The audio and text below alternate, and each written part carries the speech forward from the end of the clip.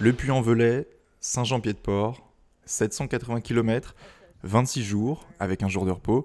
Voilà pour les chiffres, propres à chacun, qui ne résument en rien ce qu'est le chemin. Ce n'est pas la diagonale des fous, ni celle du vide. On y fait le plein de rencontres, d'énergie, de sourires.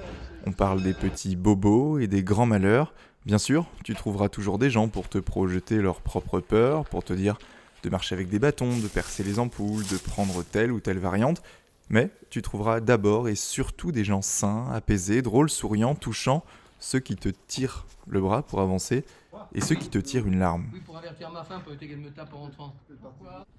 Les paysages s'enchaînent, on traverse les villages et les saisons, de l'été à l'automne, d'une vallée à une autre. On se retrouve tous les soirs pour trinquer, rire, chanter, souffler.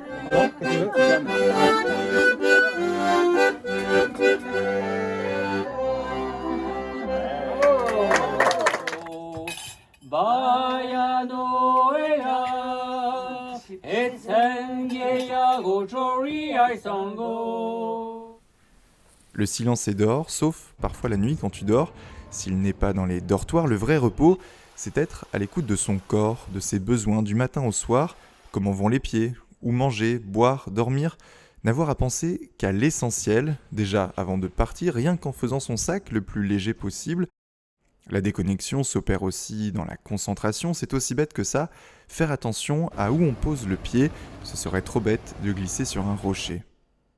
On transpire tous, on est tous habillés pareil, il n'y a pas d'hommes, de femmes, de croyants, d'athées, d'athlètes, de puristes, de touristes, de randonneurs, non, il y a des pèlerins, chacun à son rythme, avec ses capacités.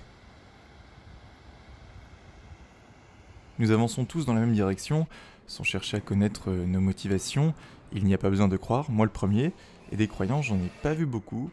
Une fois l'on m'a dit, on marche pour se vider la tête, ou se remplir soi, éliminer le superflu, le trop-plein, et chercher du sens quand on est vide.